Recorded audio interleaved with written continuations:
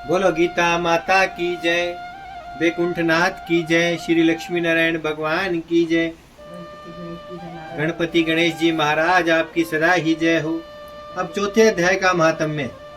भगवान बोले, हे लक्ष्मी, जो पुरुष श्री गीता जी का पाठ करते हैं उनके स्पर्श मात्र से अधम देह छूटकर मुक्ति को प्राप्त होता है। लक्ष्मी जी ने पूछा, हे महाराज, श्री गीता जी के पाठ करने वाले के साथ छूकर कोई जीव भी मुक्त हुआ है? तब श्री भगवान ने कहा, हे लक्ष्मी, तुमको मुक्त हुए की एक पुरातन कथा सुनाता हूँ। भागीरथी गंगा जी के तट पर श्री काशी जी नगर है। यहाँ एक वैष्णव श्री गीता जी के चौथे अध्याय का पाठ किया करता था।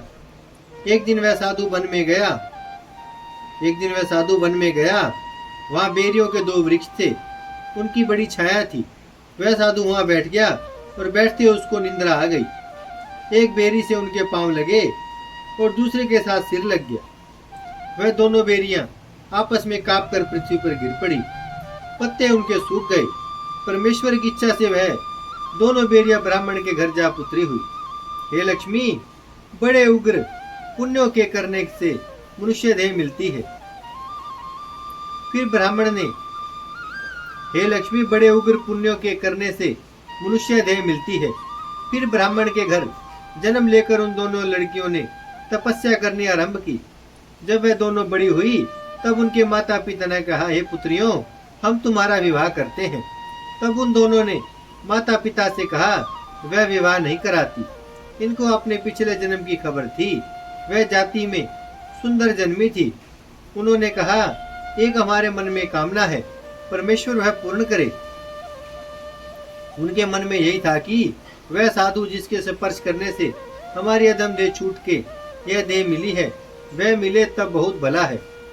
इतना विचार कर दोनों लड़कियों ने माता पिता से तीर्थ यात्रा करने की आज्ञा मांगी।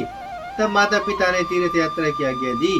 तब उनकी दोनों कन्याओं ने माता पिता की चरण वंदना करके गमन किया।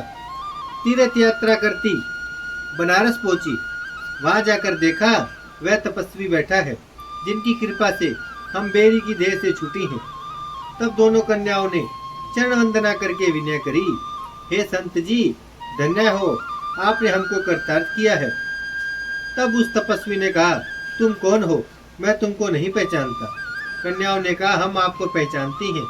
हम पिछले जन्म में पेरियों की योनि में थी। तुम एक दिन वन में आए, तुमको बहुत धूप लगी थी। हम बेरियों की छाया तले आ बैठे। लंबासन होने से एक बेरी से आपके चरण लगे, दूसरी को सिर लगा। उसी से हम बेरी की देह से मुक्त हुई। तुम्हारी कृपा से हमारी गति हुई है।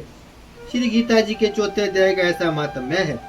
तब वह मन वचन कर्म से नित्य प्रति पाठ करने लगी। तब श्री नारायण जी ने कहा, हे लक्ष्मी, यह चौथे अध्याय का महात्म्य है जो सुनाया है।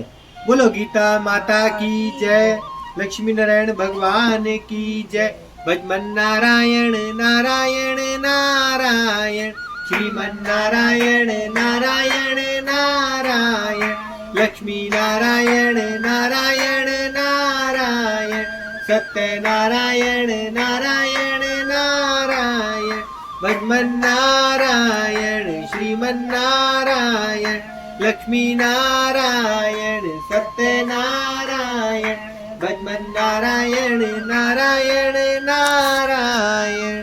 गीता माता की जय, जुगल सरकार की जय, लक्ष्मी नारायण भगवान की जय, गौ माता की जय।